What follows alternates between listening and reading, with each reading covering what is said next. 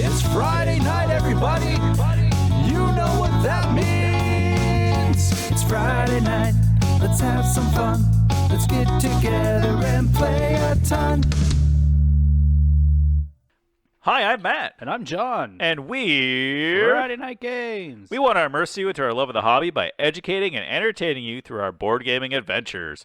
Our podcast lands every Friday, and we create content for Instagram, Twitter, YouTube, TikTok. Yeah.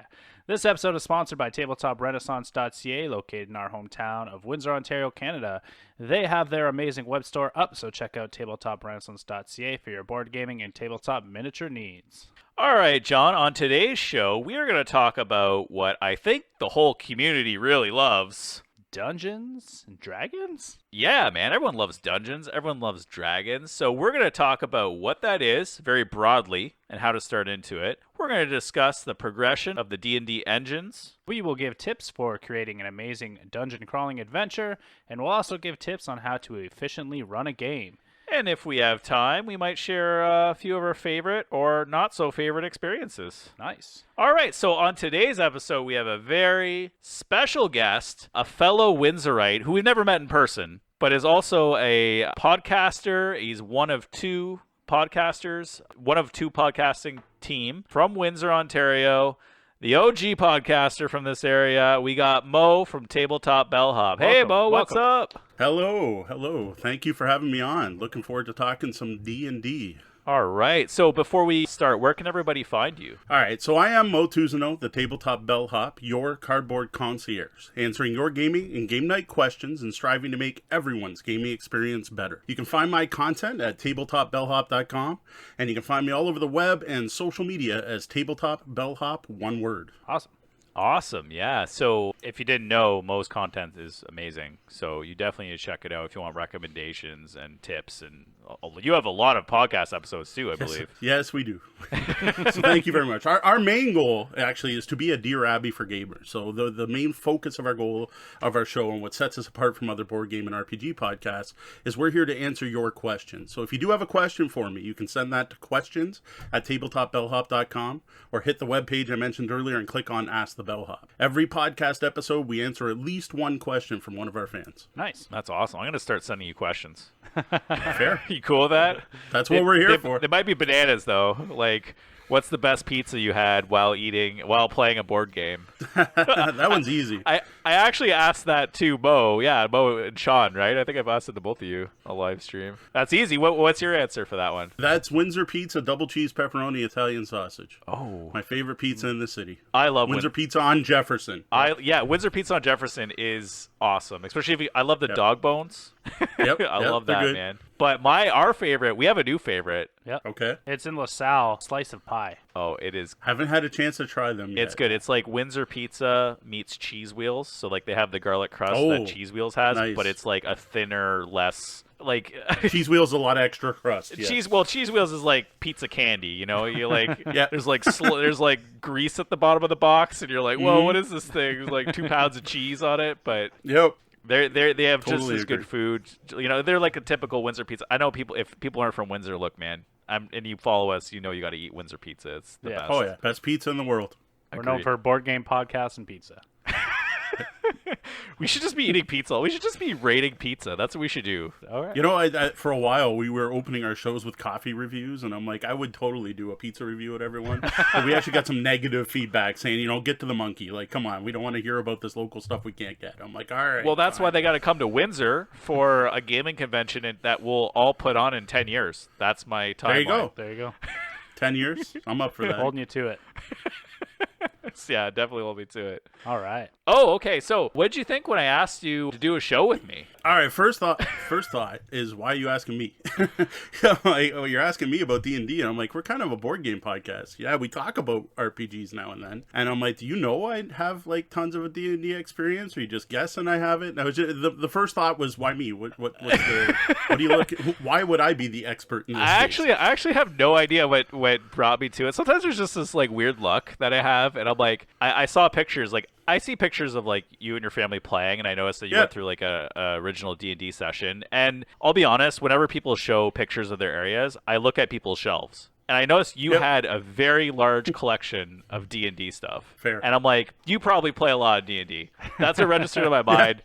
And I'm like, I was thinking, I wanted to have you on the show. We want to have a lot of people on the show. It just takes us a long time to like organize it, and like sometimes it takes a lot of time for me to even think about what the topic should be, right? And so I'm like, you know what? I'm just gonna throw it out there. Like, hey, do you know anything about dungeon mastering? And then you're like, oh yeah, I'm. Would you say you're a Herald level? Herald, yeah, I was a Herald level GM for the RPGA. So back in the day, not with the current edition of D&D, you used to have to take a test to run public gaming, which to me actually kind of makes sense because you're presenting a brand, right? You're trying to sell the game to a new generation or new people. It makes sense to make sure the people doing that know the game. So you actually used to have to take a timed test. It was open book, and it would ask like the most ridiculous things, like what's the minus to hit when in a frozen tundra and you're playing in the Dark Sun universe, right? And you actually had to get enough of these right to get certified, and then they sent you a card in the mail. Which, if I had thought about, I'm not doing video. Sorry, I'm so used to doing this on video that's cool. that I'm like flailing my hands around and stuff, and I was holding up the Bellhop coffee cup when we were talking about our show. It's all good. I'm just so used to it. We record everything on video, so it's throwing me off. So yeah, I was a official Herald level. That was one of the different ranks. It wasn't the bottom rank, but it was still near the bottom. I just ran games locally for Wizards of the Coast. So I was a certified dungeon master for Wizards of the Coast. Awesome. I mean, like once you said that, it blew my mind. I'm like, wow, okay, I did get the right person for the right topic. I'm like, boom, success. Yeah, and I feel bad because you asked for me and Sean, and whereas Sean's the other hand. So Sean's my podcast co-host. I've known him since grade 1 at J.A. Rooney High School on the West End. After high school, we kind of separated. I went to a different high school than he did, and then he went away to Toronto to go to Ryerson, whereas I went to Brennan. So we kind of split up, and we didn't re-hook up until in between. Whereas during that period, that's when I was running AD&D and all that. And so he didn't get to play any of that. Now, he did have an AD&D group when he was up at Ryerson, but like his whole D&D experience was one campaign while at Ryerson for a couple semesters. So I'm like, I asked him to come anyway and like play the straight man. He's like, nah, I don't feel comfortable. Oh, he didn't want. Oh, he should like. Totally should have been on this show. Like, it would have been fine. I know he's nervous too. He's like many of us geeks, has some social anxieties. And he's like, well, I don't have a problem speaking publicly on my show, but that's someone else's show. Yeah. Oh, dude, it's fair. Yeah, I get it. And you telling your story to us, it's actually almost identical to Matt and I. We've known each other since kindergarten. I went to Brennan. You went to Brennan. I lived in Toronto. Yes, I went to Brennan. Yep. Wow. Yeah. We went to different high schools and didn't talk to each other until we were in like our 20s. Yeah, we didn't talk to each other all throughout high school. So maybe even like slightly into university. No, I got married, and then that's when we saw each other. It was like 8 or 9 years later. Yeah. But yeah, it was just hilarious. I'm like, wow, you're saying that, and I got John into D&D. Yep. And into board games too. Yeah, I was the one that got Sean into everything back in the day, and then back into it now. That's good. I mean, you always need that partner in crime. I feel like people are like secretly nerdy. Like everyone's nerdy. They're just afraid to like admit it, It's highly possible. Well, to be honest, I think everyone's nerdy and a fan. It's just what they're a fan of. Yeah. Right? Like, if you look at sports fans, those are some of the nerdiest people in the world. They just want to call themselves jocks. But, like, they collect stuff, and they bet, and they run fantasy leagues, and I'm like, come on. How is that not the same thing? Yeah, it's the exact same thing. They're using, like, complex math to figure out their strategies. Like, okay, you guys are completely nerds. Absolutely. Which I am actually, like, I'm a big football nerd, too, which John knows, because I basically read, unfortunately, the Detroit Lions news every day. So... Man, that's worse than doom scrolling.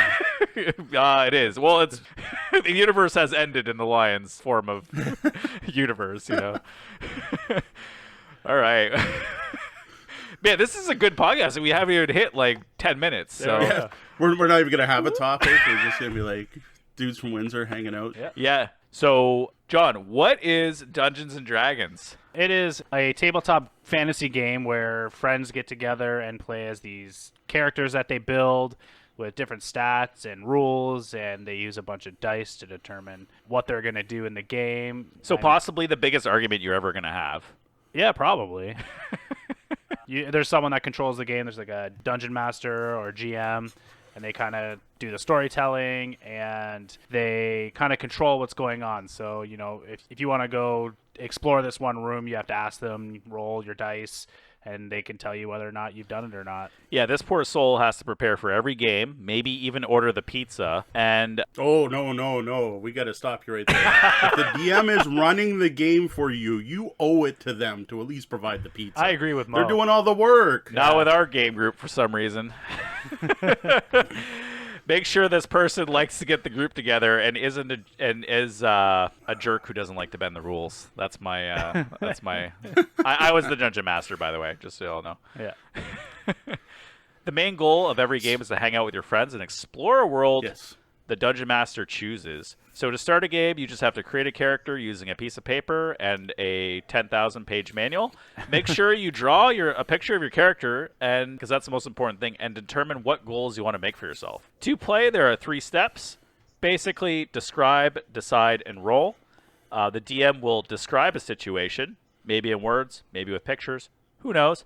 Players will decide what they want to do, and then players will roll the dice to determine what happens. Generally, the lower the roll, the better chance of failure, and the higher the roll, the greater chance of success.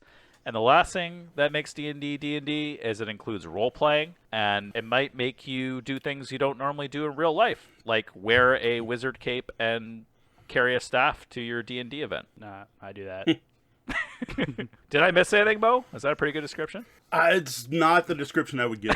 I will put it that way. Okay. What would you add or take away? All right. So the way I would describe it is a shared gaming experience where players sit together and tell a story using a structured set of rules and guidelines. One of the members of the group is the Dungeon Master, who is generally in charge of running and organizing the game, but player input is also a big part of that. When sitting down to play a story, the group works together to tell a cooperative story that has no beginning and no end. Like, you just start the game, you start playing, there's no end in sight, you play cooperatively until you're not having fun telling a story anymore. A big part of Dungeons & Dragons is it's set in a fantasy universe using a bunch of standard fantasy tropes from sources like Tolkien, Lord of the Rings, and other fantasy writers from the time, and have a bunch of the standard fantasy elements like dungeons, dragons, elves, dwarves, nymphs, and so on. The important part about Dungeons & Dragons is that the players are working together to have fun together telling a shared story, something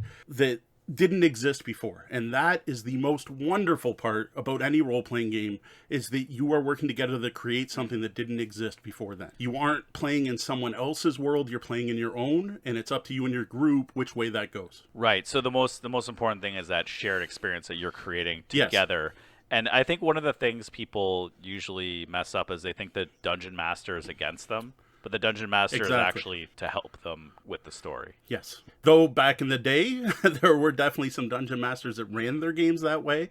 But I would say, I hate claiming wrong, bad fun, but that is one way to play and not generally what's encouraged nowadays. Right. Yeah. Totally understandable. Okay, so how does one start into this hobby? How does one get into D&D? All right, the easiest way to get into Dungeons & Dragons. So one other thing I want to point to the definition of Dungeons & Dragons as a game is you don't have to play or run a game to take part in Dungeons & Dragons. This is a very modern concept, but you can be a fan of Dungeons & Dragons and never pick up the dice. One of the most popular ways to do that nowadays is to watch actual plays. Critical Role being the most well-known and most famous, there are a lot of Dungeons & Dragons fans that all they do is watch other people play Dungeons & Dragons. And nowadays, that I suggest as the first place to start if you're curious. If you're like, what is this Dungeons & Dragons thing? What's it all about? Instead of going out and reading 1,000 pages and trying to figure it with your friends, watch other people who've already done that work to see if it's something you would enjoy. Yeah, I totally agree, because then you could see the fun they're having, and then you could also gain experience to how they're creating their own story, which is very good.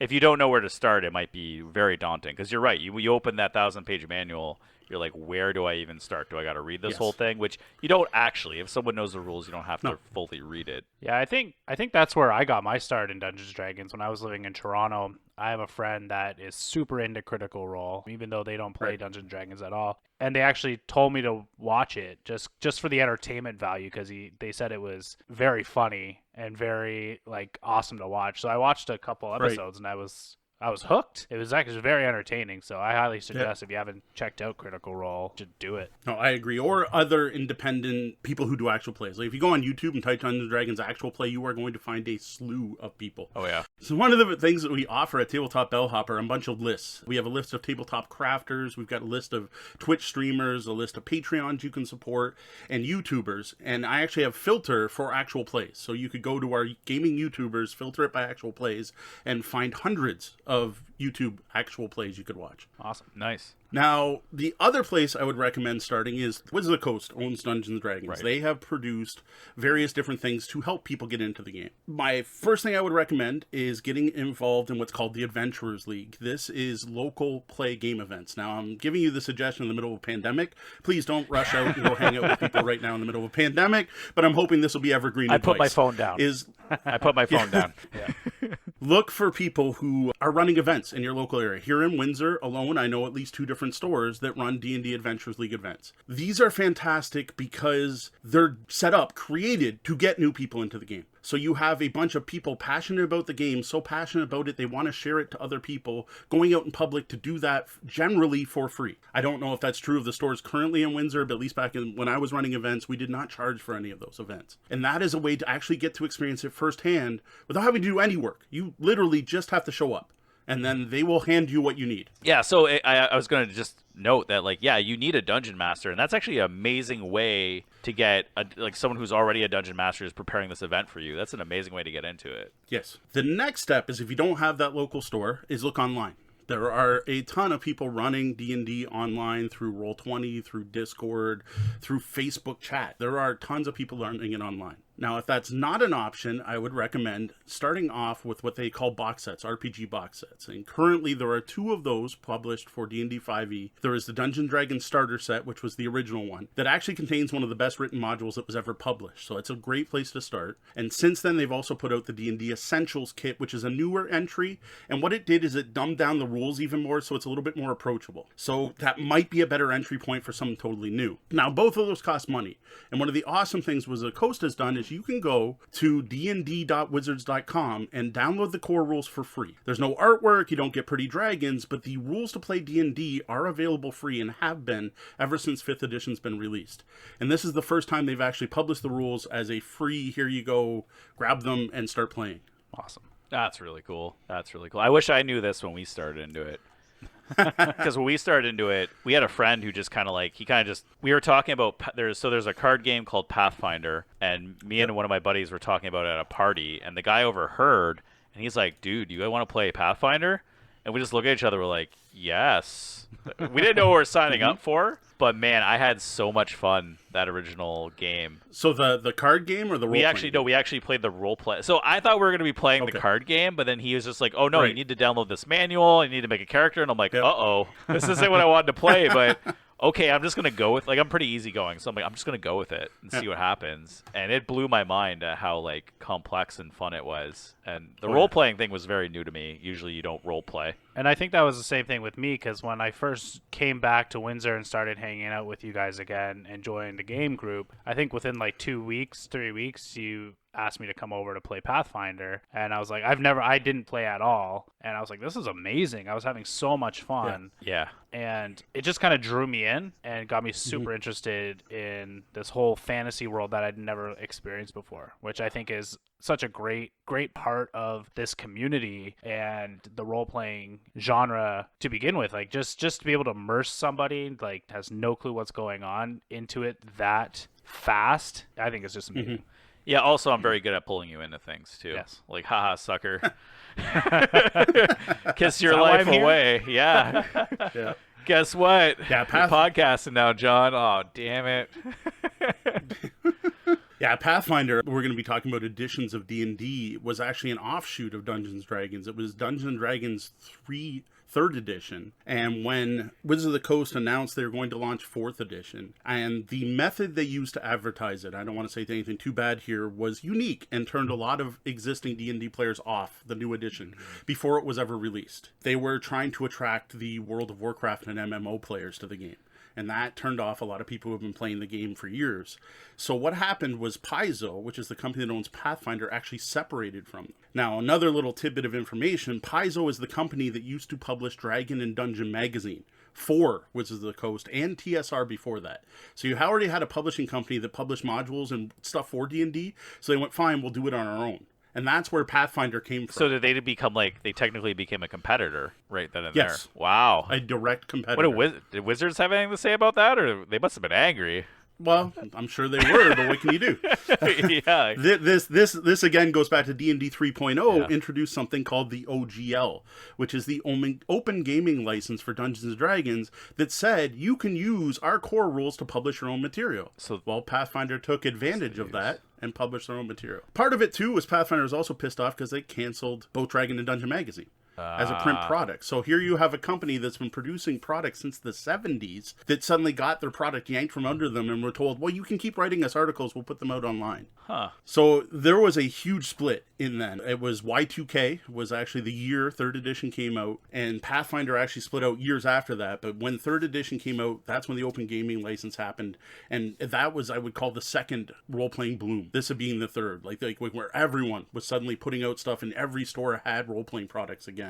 Because everyone was releasing rules under this OGL. So who created the OGL? Do you know? That was Wizards of the Coast. Okay. So that was a smart move for them to open that up then. Well, yes and no, because it allowed everyone to use their stuff and them not make any money off it. So the big drive for 4th edition was to put out what they call it, the GSL or something. They put out some new licensing thing, which is why you didn't see 4E explode, because people couldn't write for 4E free. You had to license it. No one did. Oh. So it is a hotly debated, like when you're talking about role-playing history, it's one of those, key moments, right? Like I'm trying to think of a moment in actual history where things could have went one of two ways. Well, it went down the OGL, which created what we have now. But if that hadn't happened, maybe role-playing games would have died out because there was no boom.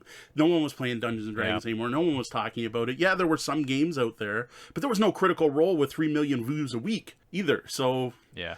it's hotly debated whether the OGL was a good thing or a bad thing. Huh. For many of my personal friends and third-party publishers, it's amazing because they can now put out content and sell it to people as opposed to just writing notes in their notebooks and having great home campaigns no one ever hears about. That's really cool. So on that note, let's go through some of the additions here. Okay. So first of all, how long have you been playing D&D for, Mo? D&D, okay, so I have been playing role-playing games since 1984. Okay. I did not get into role-playing with Dungeons and Dragons. Just as a Most note, people that's, did. I did that's not. longer than I've been alive. Fair enough. The game's older than I am, thankfully. D&D is older than I am, barely, but it is older than I am. So yeah, I actually got into role-playing with TSR, was the big publisher at the time, their Marvel Superheroes game. That was my first game. My second game was West End Games Ghostbusters, and from there I branched out into Cyberpunk, Warhammer, Stalking the Night, Fantastic, Palladium, and a bunch of others. I didn't get into Dungeons & Dragons till I was in high school, and I did that by going to Kohl's at Tecumseh Mall and picking up the Monstrous Compendium because I thought it was a fiction book. Oh, really? And back then, this was a 3-ring binder that you could add or remove sheets from. So I'm just going to describe it here for a second here. So you just walk into Kohl's and you're like, man, I love Tolkien. I'm going to grab something off the shelf. And was it in the fantasy section or was it like... No, back then there was a Dungeons and Dragons section. Okay. There was a role-playing section Okay. that tended to have just Dungeons and Dragons, maybe a couple other things. So I'll back up just a bit. To be fair, Okay. This doesn't sound surprising to anyone nowadays, but my dad played D&D. Oh, okay. Now my dad played D&D in the early 70s, right? So before I was born, one of my earliest memories is sitting on my dad's lap while he painted metal miniatures Aww. when I was 5 years old. So I'm my dad had D&D. But he could never find anyone to play it with. Aww. So we had the red box and some of the earlier editions, but I didn't want to play that. I wanted my own game because I was a kid and I was a teenager and I didn't want my dad's game. I want my own. Yeah, you don't want to do what your dad. You don't want to do what your dad does, right? Exactly. Not at that age, at least.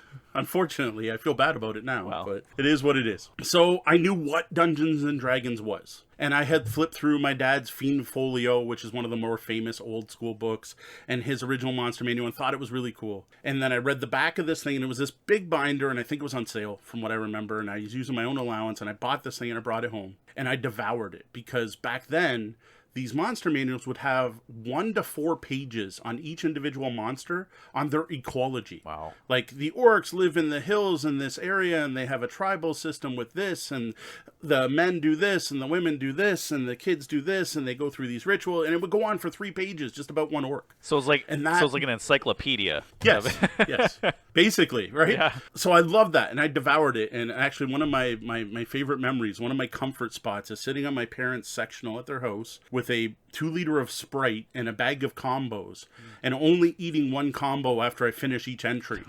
Like, and that's just like ingrained in my head. Like, I would love to go do that right now. If that was a thing I could recreate, that would be a safe spot for me. That's awesome. A safe place. I would have just eat all the combos after 1 page, I think. No, that was part of the game, I guess, of going through the monster manual. That's cool. So that eventually led me to going, okay, I'm sick of not knowing what THACO means. What the heck is this THACO thing, and what's AC, and what are all these weird words that are there with all this awesome information? Yeah. So I finally picked up the Dungeons & Dragons Advanced 2nd Edition, AD&D 2nd Edition Player's Handbook, with the Charging Cavalier on the cover. And I picked that up and devoured it, probably read it in one night, and was like, this is awesome! And then I made characters, and then I would make my characters fight the monsters in the book, and it was all, though, at that time, a solitary experience. That's awesome. That's really cool, actually, because like basically your curiosity led you to playing the game, right? Because you're like, what are these things? And then you're like, oh my god, there's a whole universe out there, right? I think that's so cool. And then it kind of spread from there. I met up a friend in grade 9 who, unfortunately, I'm no longer connected with, and he also bought a player's handbook. And then we would fight our characters against each other. So, like, we, during the week, we fight our characters and get together, make our characters, and Friday night, we get together and battle them.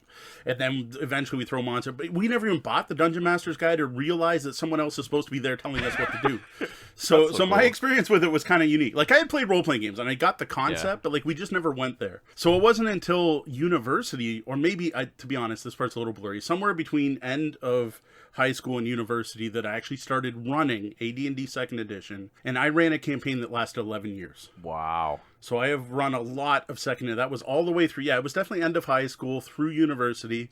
My 4-year degree took me 7 years, and then a little bit past university running 2nd Edition D&D. Wow. So my first real start was 2nd Edition. And to be honest, my knowledge of the previous editions, except for history, because I devour this stuff and I'm into games and I want to know stuff, I've never actually played AD&D. Technically, I played 1 game of OD&D that was terrible, which is one of the reasons it took me so long to get into it. You said we're going to talk about good or bad experiences later, so I'm saving that. Okay. That's why I haven't mentioned it yet. But I played very little of the older editions. What's interesting is I've now since, I don't know if we want to get into this, but the OSR, the Old School Revival, which is a modern movement to bring back that old style of play using some of those old mechanics. Okay, let's question this for a second here. Okay, Yeah. So if we're new to it, and I'm like, okay, there's so many versions we just listed. So there's like Pathfinder, there's the one you just listed right there, the old school rules. There's OSD. There's 4th edition, 5th edition. You can go to original. What should I be looking at if I were to get into any of these? Okay, what I would strongly recommend nowadays is 5th edition, because 5th edition did things right. So as I mentioned, there was kind of a split with 3rd edition, then an honest to godness coup with 4th edition, with Paizo basically taking everything. 5th edition brought everything back home. They went to their roots. They did the first ever public playtest, which was called Dungeons & Dragons Next, which I did take part in. I was one of the playtesters for Dungeons & Dragons Next, where they opened it up to the world, and it was all through surveys. It was run this adventure 3 times, run this event, try this new class, here's a survey, here's a survey, here's a survey, and they finally found out from the majority of players what they wanted. And that's what they put out in 5th edition. And to me, it is pretty close. Like, in my opinion, it's probably the best edition ever published, because it modernized the system, because there was some quirky stuff in the old rules, while still giving me the feel of that 2nd edition days. Right. Nice. Now, personally, I actually love 4th edition and prefer it, but as a new player, I just start with 5th. Like, the other thing that's always good is it's current. They're still supporting it. You can find actual plays. You can go to stores and play. You can watch Critical Role play. No one's doing that for 2nd edition. I can't go to the local game store and play 2nd edition unless I put up a poster saying, hey, I run 2nd edition, and get lucky and find some local players who want to. Mm-hmm. I can't go get new 2nd edition stuff unless I go on some obscure forum where some old grognard's still writing house rules, right? Like, they're dead games. Right. Yeah, no, for sure. I mean, 5th edition, I've also heard that they scaled it to make it easier for people to understand too, with like their absolute scale and things like that. Yes. Some of it, yeah. Though it's still, to me, not as approachable as 4th edition was as a new player. Okay. But 4th edition was a very different game. There are a lot of people who hate on it. It moved the game closer to a tactical miniature game and further away from role-playing. But by doing that, made everything very clear so your options were always right in front of you.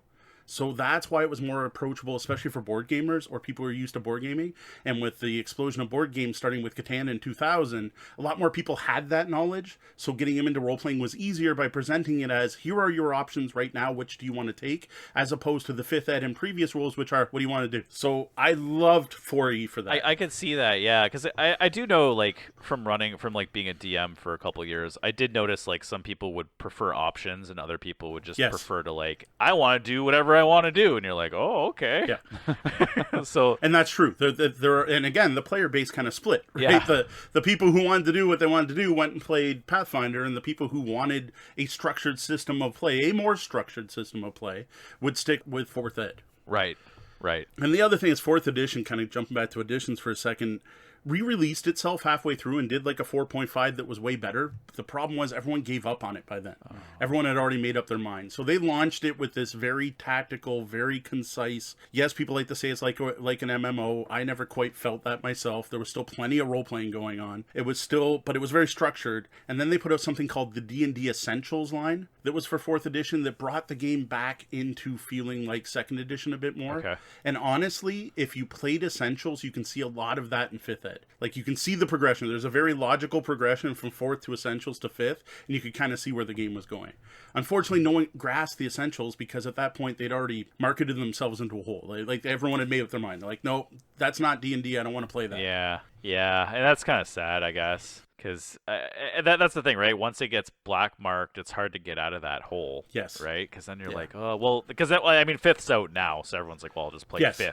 Right, especially if you're new to the genre, you're gonna pick up the newest because you're gonna think it's easier to understand. At least you're hearing that. Whereas with 4th, people are like, no, don't play 4th. Like, don't pick it up. Just don't get into Dungeons & Dragons. If you want Dungeons & Dragons, do this instead, is what we had going on. Whereas now, it's just like, well, yeah, pick up the latest edition. Yeah, because the latest edition's good, and it caters to the biggest audience. Right, I think when we started, 5th edition might have just come out, but people, like, I think most of the things I read were, like, stay away from 4th edition. And we played Pathfinder because that's what the one person who started us into playing D&D kind of got us into. And I was just like, wow, Pathfinder is just, like, very, like, wild. Like, there's so many rules, there's so many things to know, right? So it was hard to even move on from that because we were still learning that. Right. And Pathfinder's it's its own beast of a game, really. Yeah, and to be honest, I would not recommend Pathfinder to a new player. Like that is one crunchy system. To one exception, they did put out the awesome Pathfinder Beginner Box that only went from levels 1 to 5 and simplified things. I actually loved that. I ran a whole campaign just with that box because it was a dialed down, simplified Pathfinder. But normally I would not recommend it. But yeah, nowadays D&D, you can get the basic rules for free. I dropped a link to it in your Discord, so if you want to throw that in your show notes, sure. There'll be a link to that. That's where you can get the basic rules for free. The basic rules for 5th ed are free. Next, I would recommend picking up either the Beginner's Box or the Starter Set. I hear the Adventure's way better in the Starter Set, but the the Essentials Kit is a little bit more simple for players to learn. And just stick with 5e until 6 comes out, which hopefully they'll be smart and wait a little while and not flood it. Because I have a feeling we won't be seeing a 6th edition as quickly as we saw a 5th. I hope not. I feel like they should just, like, I think, like, 5th edition has been pretty successful. I think they should just run with it. You know what I mean? Kind of like how Pathfinder has been. Pathfinder is just, they just keep adding cooler... No, they rebooted Pathfinder. Oh, yeah, Pathfinder 2. 2nd edition. Yeah, you're right. That was out 2019. That was about 2 years ago? 2019. Yeah, I think that caused the pandemic. Cause you know what? I was at Gen Con when that was out. Now that I remember, they had like 1 million books of it. Yeah. It was huge. Yeah. I didn't even look into it because I was out of Pathfinder at that time. I think Pathfinder still does a lot right. So this is another thing to mention. We're talking about Dungeons & Dragons, but personally I consider Pathfinder is Dungeons & Dragons. Consider it Dungeons & Dragons 100%. Yeah, it just doesn't have the name on the cover. Yeah. But inside the book it does because it uses the OGL. It depends what you're looking for. if you are someone, if you're a coder, if you're a programmer, if you are into optimization and making sure that you have eked out every little bonus you can get in every situation, and if you like planning ahead so that I'm going to start at first level and at 30th level I'm going to hit these classes, have these feats, have all this stuff so that I have the most ultimate awesome me by the end, you're going to love Pathfinder. If you just want to play a dwarf in a fantasy setting and go to the bar and drink some beer and then go kill some orcs, go to Dungeons & We Dragons. really screwed up then. Because we were playing Pathfinder the whole time, and I feel like most of our group probably would have liked the second analogy you used better. Yeah. See, the other thing that I like too about 5th edition is 5th edition adds all that stuff in if you want. Yeah. It's optional rules. So there are rules for feats if you want it, and there's rules for gridded combat if you want it. Whereas Pathfinder, all that's assumed you're using all of it. Yeah, I think that was the biggest thing when we were playing too. Like I remember I had to learn all the rules because I don't think I'm the rules person, and I don't think anyone wanted to learn all the rules of Pathfinder. So sometimes questions would come up, and I'm just like, can we just like improv this? And then people would be like, no. We're gonna pull open a book and argue, and I'm like, I don't want to argue. I just want to move on from this sticky point, you know. There is an advantage to rule light systems. Yeah, rulings over rules where it's up to the game master to decide. So we were kind of talking about changes to Dungeons and Dragons. I'm assuming that's kind of wrapped in on this. It right? is, yeah. So one of the biggest things when Dungeons and Dragons shifted in 2nd edition when I started playing was the first time they ever had a skill system, and at the time it was called Proficiencies. And there was the very mechanical weapon proficiencies that just gave you bonuses, right? But then there were these things called non-weapon proficiencies, which were groundbreaking at the time, were stuff like farming or geography or map making. And they weren't tied to your stats at all, right? That was groundbreaking. Before that, if you had to make a skill check, all you would do is roll a d20 and roll under your stat. And the DM would pick. So they're like, oh, I'm going to do some research at the library. We'll make an intelligence check. You roll a d20. If you roll less than your intelligence, it works. That's the rules light version. And I got to admit, myself, I miss that sometimes because it was so simple. Well, that's crazy because like I actually tried to do that in a couple like DMing games. And I remember people getting upset with me. They're like, that's not the rules. I read the rules. And I'm like, dude, I'm just trying to get this over with. Like... Yeah, I don't know. So the one thing that ties to with 5th edition that I don't understand about 5th edition is why do I have the numbers? Yeah. Why don't I just have my bonuses? The numbers don't matter once I've assigned that +1 to -4 or whatever the range is now. So again, I've only played up to D&D next. Actually, I lied when I said I hadn't played 5th. I did play it at a con once, but I played a cross-dressing halfling that went to a party. So I don't know if that's a very I think that counts. accurate I think that counts. representation of what people do. Yeah, but I think that's why 5th edition's awesome because you could just do whatever you want, right? And it sets it up for an open-ended system that, you know, say Pathfinder, it can be open-ended if your dungeon master is open-ended, but there's a lot of rules and they're very specific. Yes. Right? Where I think like 5th edition allows you to have that influence on the game, which is amazing. Exactly. 5th Ed is definitely the most open version of Dungeons and Dragons since 2nd edition. Right. It's definitely it's back to the rulings over rules. Just have fun. The improv rule in 5th edition is amazing. Someone does something according to their character, give them a bonus die to spend when they want. Adding a currency system to D&D I think is fantastic. So I play a lot of indie games, and that's been part of games like Fate and Savage Worlds for years. And it's one of those things like, yes, finally they're throwing stuff like that in the D&D. And the fact you even, I'm not really experienced with 5th Ed, but there's the 3 choices you make, like your background, your influence, your 3 things that can earn you, that are amazing. The fact that you even talk about that before you start playing is awesome. Yeah, very cool. So we just unleashed a lot of information, but basically if you're trying to get into it and you know you want like the most open-ended, 5th edition is a great place to start. They have lots of starter kits. Definitely do it. If you want more of a board game-ish thing, there's nothing wrong with 4 Ed. You guys should check it out if you really want like that tabletop experience. And then we played Pathfinder. I really liked it, but if you want that detailed, super detailed experience, get into that. Mm-hmm. And then other editions, like you were saying, are pretty hard to get people to even play. So, but those 2 are really good. Yeah. Now again, I mentioned this just a little bit. There's something called the OSR, the Old School Revolution, which is a group of gamers trying to bring back that old school feel with more modern systems. So if you are interested in playing BX style, so that was an edition we didn't even mention, where there was a bunch of books. Beck Me, is a different edition. There's all these weird editions because D&D was marketed different ways. So there's 2 different old starter sets, and then there was one where you bought like the Champion box, and the Immortal box, then the whatever box. Again, I didn't play these editions. All of those have been recreated with modern games, done well. So examples for Gold and Glory is an AD&D 2nd edition, and what we call these is retro clones. Whereas White Box is a redone OD&D, so original D&D, because, well, Gary Gygax sold it in a white box, so they called their role-playing game White Box, fantasy role-playing. So if you do want those old-school feels, nowadays, there's modern versions of those worth checking out. Oh, that's cool. Nice. Keep those on the lookout. That'd be really cool. Yeah, and if you want a list for the show notes, I can give you a list of them. I'm just off the top of my head, those are ones. Like the one I run is White Star, which is a sci-fi version of White Box. And it's different. Like you're playing OD&D, every weapon did D6 damage. And it was either -1 or +1, and that's it. Like it's just a very different feel. D20s, and then to make a skill check, you roll the D6 on a 1 to 6, it succeeds, otherwise it fails. Like it's just a very different feel, but it's so quick to play. There's no feats, there's nothing. You got your hit points, you roll your D20 to hit, and you just go and go and go, and you can get through like 30 combats in a day, compared to trying to do that in 5th is impossible because the rules are so light. But you have to have a lot of trust in your game master to navigate things and to narrate things and to keep things fair. That's really cool. Yeah, I recommend checking that out because that sounds like a really good experience, especially if you can get through battles really quickly, and that would set you up for more role-playing, right? So if you're more role-playing group, you definitely would love that engine. Yes. Yeah, and it was definitely a system where there weren't like search checks or anything, right?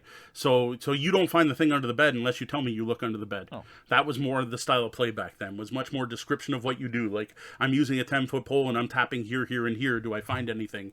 Versus roll your stealth check, roll your search check. It was a different era of play, and I totally get why some people are bringing it back, and I greatly appreciate the fact they're modernizing it by removing things like stat bonuses for being male over female. Yeah, definitely want to get away from those stupid things. Exactly. Okay, so if you're a DM and you're trying to give an amazing world-building experience, what are some of the tips we can give people? All right, number 1, steal other people's stuff. there is no reason to be original. Read Tolkien, look at Lord of the Rings, look at Song of Fire and Ice, watch movies, consume other media, and steal from it liberally. There is nothing saying your D&D world has to be unique and stand out from everyone else. This is the best way, in my opinion, to come up with anything, is the week before the game as a GM, just consume lots of fantasy media and stuff will just come to your head. Yeah, I'm going to give a funny one, how to make it awful. Just start killing everybody at the very beginning of the game. Yeah, that's a bad one. What I liked with one of our guys, Dan, when he was DMing, he made, like when we started, he made this like really cool story about this void that was like sucking everything in, and like if you entered the void you had to like roll your dice and this like random generated thing would give you something weird happen to you and stuff. He had a dice of like 100. Yeah, and it was very, very awesome. But I do not envy him for creating that at all. He put way too much effort into it, and I feel like we didn't appreciate it as much as we should have. Yeah, I agree.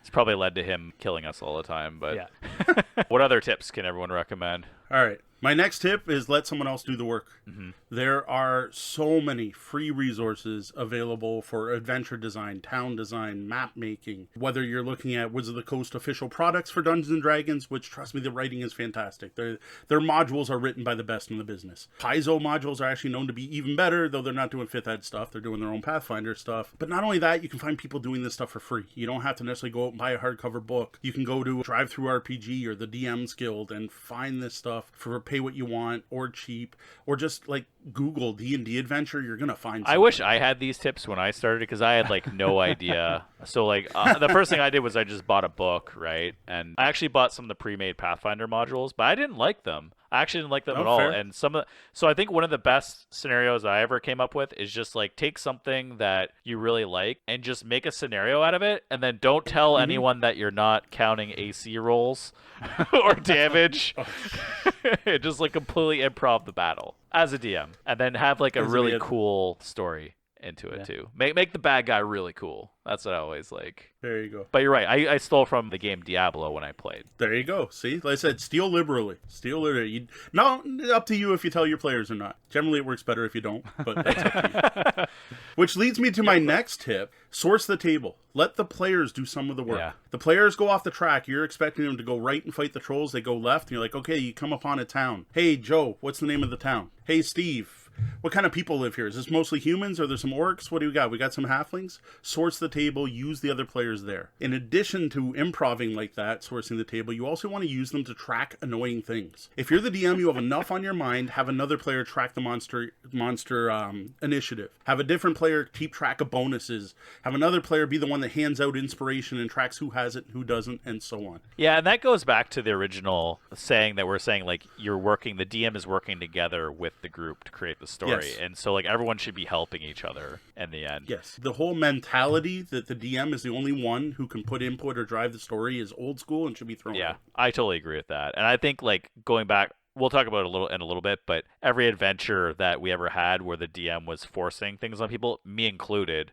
were not good experiences. Right. Yeah, I like the idea of like having the whole table together, creating that world together. Yes. Because I feel like that brings in a whole new level of inclusivity into your game and makes everyone feel like welcomed in that space and not like as an outsider or anything like that. I'm going to give a really cool story thing to help you as a DM. I think like one of the coolest things I did was that I hinted at something at the very beginning of one of our modules, and then like a couple games later I used like a carrot on a stick, and it's like, hey, here's a sword that's really amazing, and it kind of came out later that you're going to use it. Or like, oh, here's a bad guy you encounter right away, but later on that bad guy becomes someone who's like, you know, you did something to him and he's going to get revenge on you.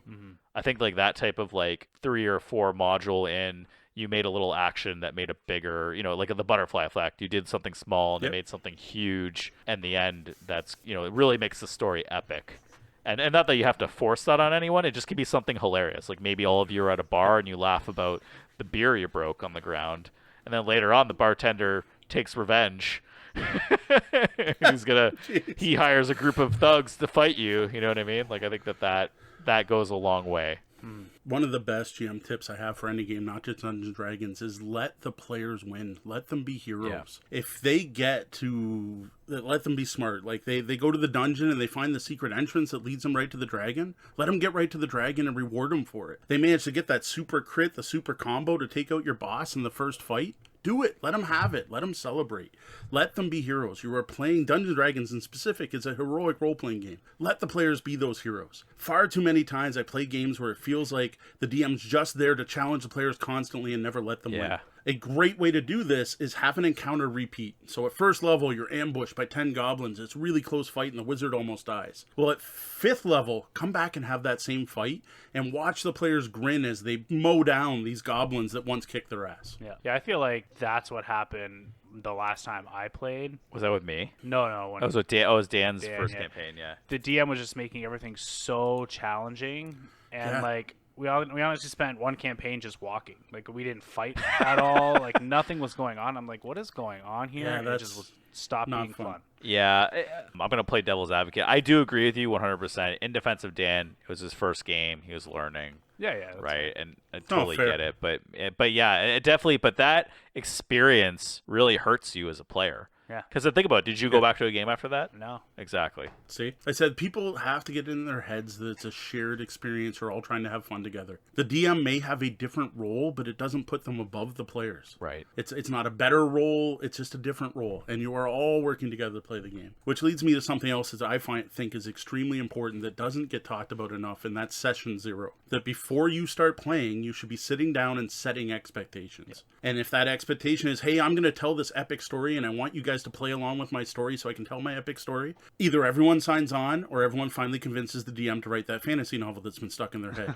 You don't necessarily have to play through it. Yeah, I agree with that. I think that one thing that we screwed up in our first sessions is that the expectations were never given. Yeah. So no one even knew basically what was going to happen, or even like what was acceptable and not acceptable. Yeah, it's a good time to really bring those boundaries up. Yes. Because we have people in our group that take things a step too far a lot of the times that could be considered very uncomfortable for other people. Right. Yeah, which leads to the obvious discussion on safety tools. Yep. If you are running any role-playing game, you should be using safety tools, the X card at a minimum. I'm pretty sure this podcast podcast is probably not where we get into safety tools, but just Google safety tools, RPG safety tools. I personally recommend script change, but safety tools are important. The entire point of getting together is everyone has fun, and none of that should be at the expense of anyone else at the table for any reason. Yeah, because then all you're doing is you're creating a very hostile environment, and you don't want to do that. Exactly. And we've experienced that too. So definitely, and that comes with not setting the expectations right away. Correct. Yes. Like, that's the tool I wish existed back when I used to play. Yeah. That is something, a new modern woke, whatever you want to call it, concept that I think is gratefully welcomed and I wish was there when I was younger. I have played in very hurtful games, we'll just say. Yeah. Okay, well, let's go into a more fun note. Yeah. Okay, so we just talked about how to create that sweet experience for your players, and it was very insightful. What about, I think there's something that I think everyone kind of overlooks. I think that's, and you touched on it a little bit, but that's actually tips for running the game. Not the, DM experience, but, for the little things, like creating a character, setting up food, getting your people together. Does everyone have some tips we can share for that? Listen to the Tabletop Bellhop Gaming Podcast, where we often discuss running and organizing local play events and game events in your home. Off the top of my head, make sure you're in a bright, well-lit place with comfortable chairs and plenty of surfaces to play on. Make sure there is at least water available, if not food. Make sure there is access to a public washroom. Have somewhere for people to put their garbage. You would think that one would be obvious. No. You would. It's not obvious. Trust me, it's not. Trust me, it's not. Set expectations is the biggest one ever. That covers so many things, whether that's who's bringing the snack food, who owns the books, who's bringing the dice, who has the pencils. Have a pencil sharpener if you're using pencils. All that should be discussed ahead of time before the game starts, not once you start playing. What system you're going to play, what books are allowed. That's a huge one for Pathfinder and D&D, is which books are you allowing players to use at the table? Because there are a lot of books and all of them add new rules. The official rule for organized play for Dungeons & Dragons is PHB +1, which is you need to know the player's handbook and the most recently released source book, and that's all you're allowed to use stuff from. And that's, again, for organized play, but that's so people don't show up with their weird-ass elf necromancer they made off some guy's website that just totally overpowers the game. Other tips are delineating who does what, again, at the table. So if you are doing things like I suggested earlier where someone's going to track initiative and everything, make sure everyone's aware of that. Seating, knowing where people are going to sit. Does someone have a favorite seat? Because trust me, one of your gamers has a favorite seat, and if someone else sits in it, they're going to be upset. So put that out in the open. Don't let that be the silly thing the guy's sitting in the corner brooding about for the whole night. Just find out where people want to sit. Yeah, put that with expectations. That guy really wanted that couch seat. You let him have it, right? Trust me, it's a thing. Find out why your players are there. This is one of the biggest tips. Different people show up the game for different reasons. Again, I got a whole podcast about this, but to summarize, you're going to have the player who's there because he likes hanging out with their friends. They're just there to have a good time and play. You don't want to base the story around that player, and you don't want them to have Excalibur. You're just there to have fun, let them fade into the background, and get involved when they want to. You're also going to have the player that wants to be the winner and wants to be King Arthur who wants to pull Excalibur. You may want to give them Excalibur, because that's how they're going to have the most fun, as long as you don't have two of those players who are going to fight over it, but then maybe one will be Guinevere, and they'll be just as involved. So get to know your players, and again, expectations. Everything goes down to session 0, sit down, decide this stuff ahead of time. I think we screwed up with that too, and I think that session 0, deciding expectations ahead of time is very important, especially I think one of the worst things that we always had going was trying to figure out dinner. But that should be done before you sit together. I swear, Mo, figure out if you're doing pizza or not. I swear, we might have sat there for 2 hours trying to figure out dinner one night, and it was bad because I mean, I put the expectations a little bit on myself. I should have been more organized with telling people what to do. So I was like the DM. I was also helping people level. Obviously, I would tell people to level ahead of time, but I mean, that almost never happened. I feel like no one ever showed up leveled, to be honest. You can't see me nodding. 100%, eh? So yeah. But the food, I think the food is actually the most important thing. One of the best sessions I ever had was I just told everyone to show up at 6. I actually got the food at 5, and everything, when they came in, I just started feeding people right away. So they couldn't, they had their social time, I guess. Because you kind of need that. Yes. I think everyone's there for social time in general. Mm-hmm. But to get the game going, you can't order food and then 4 hours later you start the game, because then you're going to be playing till 6 in the morning, right? Yeah, my two main recommendations for that is either you gather somewhere else, so you go to a restaurant, you eat there first, then go back to someone's house to play. That way people can order whatever they want, or eat first before the game. And then that's what I stick with at my house. My games start at 7, 8 at night so that everyone's already fed and ready to go. Yeah. Now we'll have snacks or whatever, but by eating first, you cut out that possible arguing over what toppings you want on the pizza or who wants Chinese or whatever. But even the snack thing too, it's like, hey, you all bring your own snacks or agree on the snack ahead of time so that we're not. See, what we did for that is we just rotated it. Okay. Each week it was a different person's responsibility to bring the snack. What they brought is what they brought. If you don't like it, too bad. When you bring yours, they might not like yours. Yeah. Just to keep it fair and organized. Expectations. Right? That's Yes. expectations. Everything. Expectations would solve almost every RPG problem I've ever seen anyone post on the internet. Honestly, like if people just talk to each other like adults instead of just, feeling bitter or doing things and stabbing people in the back and being petty. If you just talk about it like adults, because we're all adults and we all have the same goal. We want to hang out and have fun together. Why is it so hard to talk about how we want to do that? Why is that a taboo that we can't talk about how we want to have fun together? It drives me nuts. As an older gamer who's been doing this for years. Well, that's how you know you're getting old, Bo. You're like, you young kids, I know. darn it. Get your expectations together. Exactly. Get off my porch unless you know why you're here, because we talked about it 2 weeks ago. Just on a note, so like on that general, like we're talking, I think expectations is the most important thing to running a game and to creating an amazing experience. Let's just put it out there. Yes, exactly. And honestly, you're talking about which games you should play. That should be part of it too. You should have a session where you sit down and go, what do you guys want to play? I keep saying guys, my bad. What do you folk want to play? Yeah, what do you players what game do you want to play together? Do you even want to play D&D? Or like I realize you're like, you're playing D&D, sit down. And that's kind of how we start. But like once you've got a game collection, and the other thing that most groups do forget is there shouldn't just be one session zero. And that's the reason I kind of hate the name session zero, but it's what everyone uses, so I use it. Is you should do it again. Yeah. In 2 months' time or after 6 sessions, have another one. And go, okay, what do you guys think? Like, we said we were going to do a murder mystery game, but you know what? We've been doing an awful lot of exploring instead. Would you rather we switch towards more of an exploration focus? Or you know what? Mike, you're halfling. Like, it's cool, and I like the feat you chose, but you're dominating every battle. Would you be willing to give up this feat and take another one? Because you're kind of stealing the showcase. That's very interesting you say this, because this is like that in my work, we call it a retrospective. Right. At the end of it, you go back and you discuss, hey, what could have changed? What would have been better? What went wrong? And I think that's part of setting expectations, right? Is the whole idea of re-exploring. So like, for instance, our friends they've been playing a game for like 5 years now. It's like, at what point, like, I think they should add session 0 after a year and be like, are we actually having fun? Yes. Should we do something else? Yes. You're a programmer, so you obviously know the term PDCA. No, I don't actually. No? Okay. It's a project management term. Okay. Plan, do, check, act. Okay. Plan, do, check, act. So you plan your thing. We're going to get together and play D&D. You do it. You get together, you play D&D. You check, is playing D&D working? Are we having fun? Then you act on the answers for are we having fun?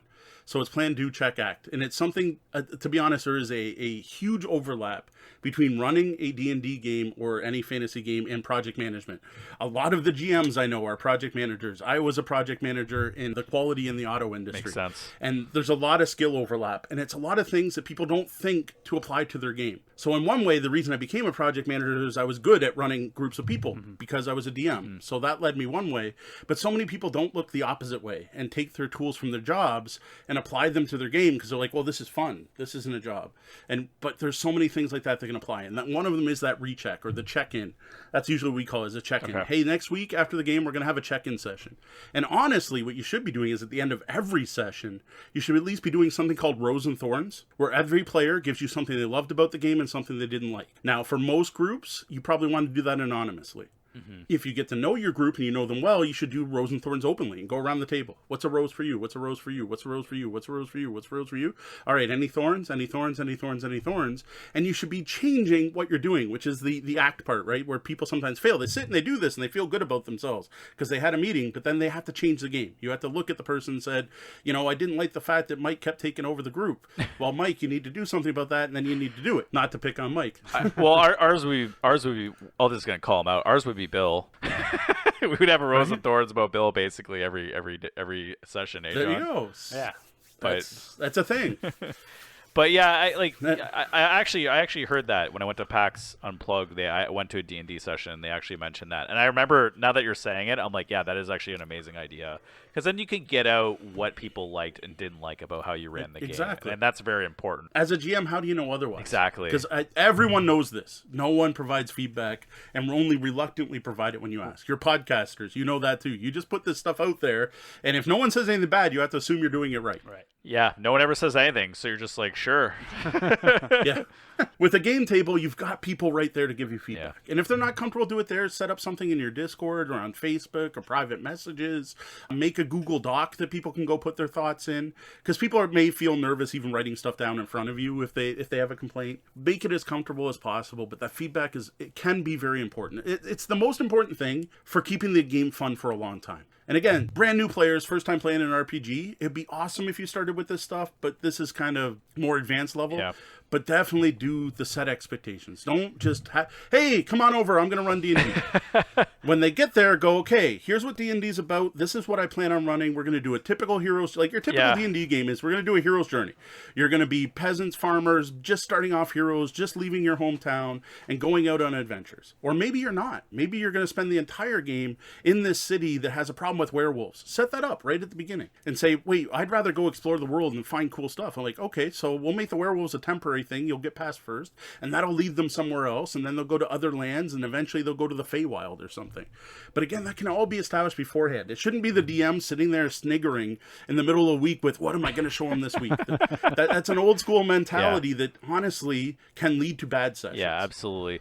So on that note of, the best tip for running campaign and best tip for world building experience is just set expectations. And I think we can all agree with that 100%. Set expectations. And make sure you have enthusiastic consent for those expectations. Yes. Make sure. Don't just have someone say, "Here's our expectations." Yeah. No, group agree consent. on it together. Yes. Right. Yeah. Just to clarify, in case someone might be missing. Yeah. Very good point. Okay. Well, so on that note, we've talked about everything we want to talk about, but let's talk about some of our best, maybe worst experiences we had playing. So, who wants to go first on this one? Yeah, I can go first. Okay. Go for it. So I John. think probably one of my best experiences was when you wanted out as DM, Matt. Mm-hmm. You someone's player had died, and you had created this scenario where we kind of had to go through like the 7 layers of hell or something. This might be your Diablo thing you're talking about. It was the Diablo thing, yeah. But basically, we had to go and like rescue this character that had died, and basically you kind of put something up against all of our characters during this thing. I just thought it was like really cool and really well thought out, and just made it a little bit made it more fun than it was. So I'm going to go into a little bit of detail. So we were playing Pathfinder. Yeah. So that's 3.5 edition rules, which is very complicated. I wanted out because I feel like I didn't know if everyone was having fun, and I know I wasn't having fun because there's a million rules, and I felt like I was doing a lot of the legwork. Like I was setting up the food, doing all the DMing, setting the world experience, and it was a lot of time. Yeah. Right. So I actually wish I had some of the tips that, Mo was throwing at us earlier. Yeah. But that scenario, I did kind of lazily. I'm like, I actually kind of made it. I was like, you know what? I'm just going to throw out the rules because these rules are driving me crazy. Right. I'm always arguing with people, and you know who those people were. Mm-hmm. And I'm like, I don't want to be doing that. So what I'm going to do is I'm going to say it's Pathfinder. You're all going to go, and I'm just going to give you scenarios, and you're going to have to figure out how to get through it. Yeah. And it was more of like trial and error. So remember, you're like fighting the ghost and your weapons weren't working. But then someone figured out, I have to use the mirror in the room to shine it at the ghost to distract it so that we could kill it. Right. So it's setting up a lot more like scenarios like that where I didn't even care about what the hit points were. And stuff. And I think that people had more fun doing those scenarios than they did playing the other scenarios, which actually were modules from Pathfinder. So I hope that clarified a bunch of stuff for you. AKA, I just BS'd that whole game, but you had a lot of fun, so great. Yeah, exactly. That's what it was, right? And to be honest, that's some of the best role-playing sessions I've ever had. Oh, really? Are literally just I nowadays it's more from modern games like Powered by the Apocalypse games. But one of the GM goals, the rules for running Powered by the Apocalypse is to play to find out what happens. You don't know as a DM sitting down what's going to happen that night. And to me, that is honestly the best way to run most role-playing games. Now that goes contrary to a lot of Dungeons and Dragons and how it's designed and how the modules are written, but it still can work with D&D. And some of my best D&D sessions were literally I sat down with no idea what I was going to run and started the game by pointing to one of the characters and go, "Where are you?" And they're like, we're in a tavern. All right, what's the tavern called? Okay, where's it at? And then exploring from there. And then based on their cues, writing a whole story, which can be done. It takes improv experience, and I've run a lot of games over the years, so I can do that. Plus, I have enough rules knowledge. Like D&D, we kind of summarize the system. The D&D system is roll a d20, and the DM tells you if you hit or not. Right. And in their head, they should be setting a difficulty level. They may or not be actually doing that. Sometimes they're just waiting to hear a number and say, yeah, that sounds high enough. That's the basic system, and you can run a whole game just knowing that basic system. And your players generally know their characters, so I'll admit, running 5th edition D&D or D&D Next playtest, I had no clue what a fighter could do compared to a barbarian. Right. I let the players handle all that. They're like, oh, I do this and this and this and hit for this much damage. I'm like, great. I had no clue how they did that or how they came to that result. But I didn't need to, because all that mattered to me was that the awesome barbarian just swung a huge sword and cleaved the orc, which pissed off the orc's wife, and the orc's wife is now going to charge at him. And, I just went with it. And that is a great way to run games. You don't... Here's the biggest tip that we miss, that to me is more important actually than setting expectations, is there's no way to do it completely wrong. Like you can make mistakes. Making mistakes is not a bad thing in a role-playing game. You're, again, all playing a game together. If you make a mistake, admit you made a mistake, go back and fix it, or just move on. Yeah, I think that like, you really hit the nail on the head there. I think, like, that really... There's different players who will be upset if they make a mistake, I feel, or they're really trying to, like, in Pathfinder, you could really optimize your character. And so, like, sometimes people really optimize their character, and then all of a sudden they're useless in combat or something, and they just feel upset, right? And I think that's why, like, a 5th edition is a little better, because it lets, the DM a little bit improvise a little bit more on things. Yeah. Whereas I will say in Pathfinder, when I ran Pathfinder, I just let the characters fix it. Oh, really?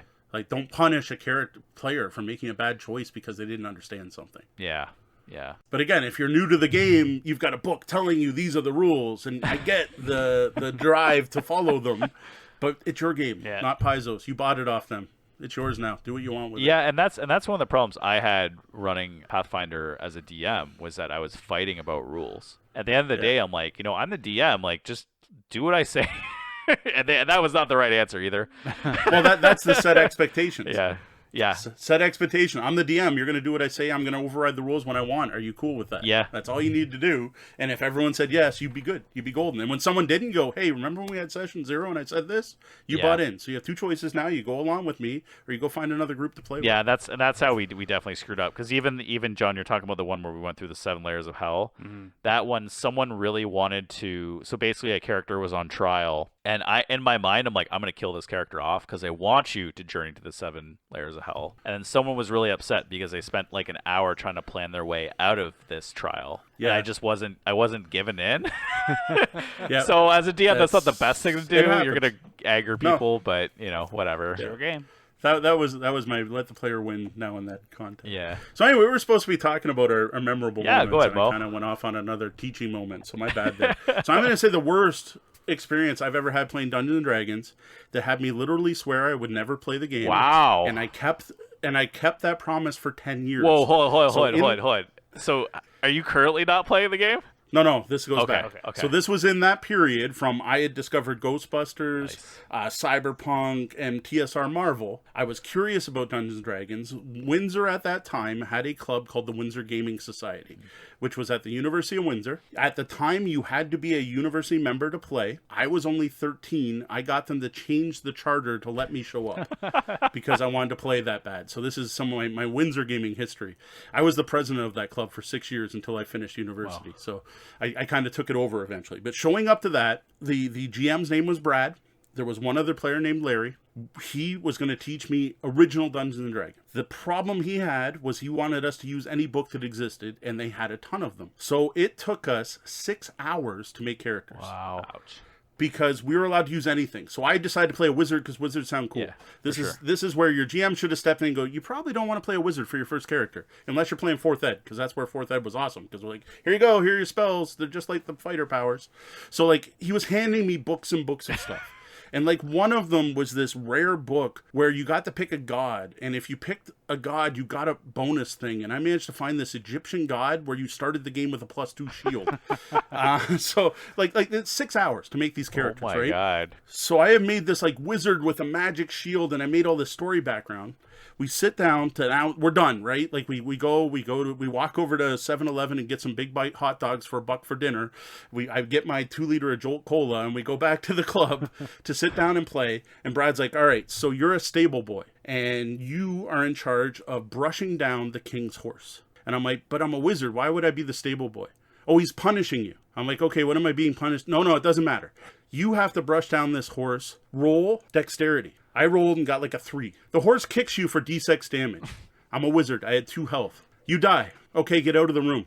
Your character's dead. You're done. Oh my, really? That was my first D&D experience. That sounds Wait, hold on. You terrible. spent 6 hours making your character to be kicked out of a game? Yeah, to get kicked by a horse as a wizard with a magic shield and all this background. I know, but he could have he's a DM. He could have done anything at that point, right? Yes, exactly.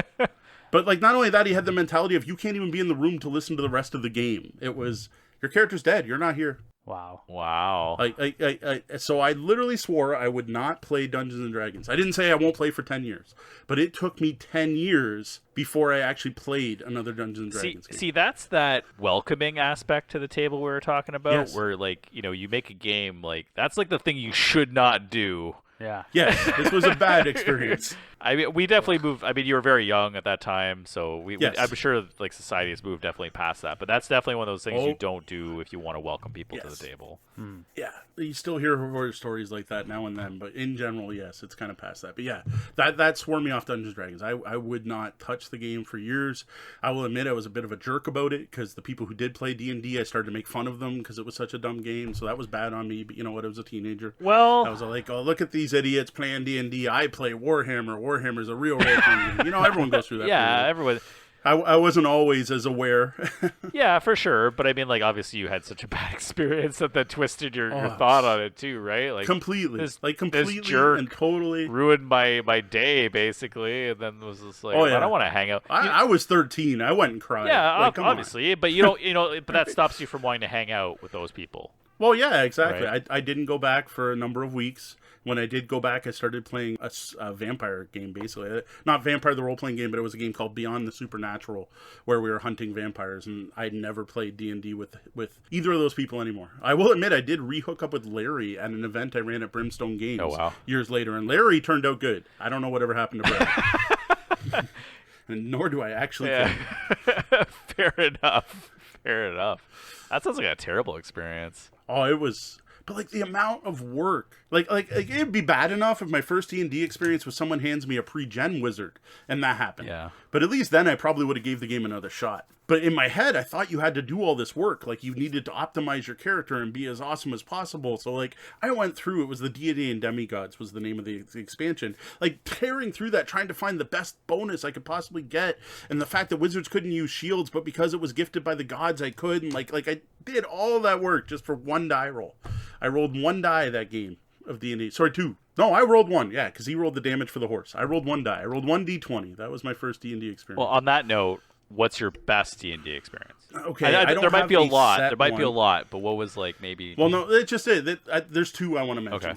So one is we're playing AD&D 2nd edition. It's at the University of Windsor, what we also always call Beyond the Copper Wall. So I don't know if the university even looks like this anymore, but the cafeteria used to have a big copper wall, and the upper part used to be the smoking session. At that time, I smoked, as did almost everyone in that time period. So we're up in the smoking section. I was running AD&D 2nd edition for a bunch of friends I've met over the years through the Windsor Gaming Society and other places. And what I ran at that time was my own game world that I built collaboratively with the players. And because I had a bunch of non-D&D players in it, the premise was you were on a magical world that needed help. That it was all about a scale of balance with good and evil. And it was out of balance on the evil side. And what the planet would do to fix itself was import heroes from other settings. So this let all the players make whatever hero they wanted. So someone was from the Elric novels. There was someone from Lord of the Rings. Someone else was something from Warhammer. I can't can't remember, Warhammer 40k, a rogue trader from Warhammer 40k, which I did warn them, like, the setting expectation, like, no sci-fi, but you could be from a sci-fi planet adopting, right? You could do the Kid in King Arthur's Court thing if you wanted to. So that was the world that I started with, and literally I had just bought a book called The World Builder's Guidebook for D&D that tells you how to flesh out a world.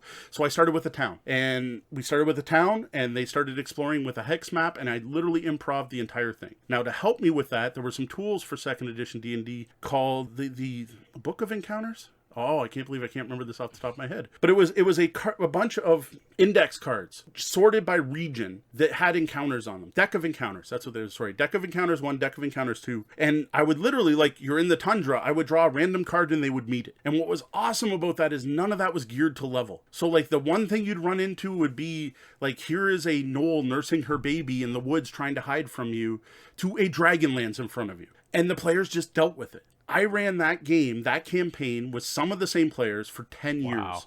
Totally making it up the entire time. That's awesome. And that is still just like my favorite role-playing experience overall. That whole campaign, the stuff we came up with. And what we would do is every time I started a new session, everyone played their kids. So it was generational. So we played for 10 years time. Then everyone 10 years jumps and we all played their kids. Wow. Or 20 years. So we went through 7 generations of characters. And there was stuff I did, like the first town in the city was founded by my friend Al McDade, whose character name was Chardon. Well, in the first game, we had Chardon.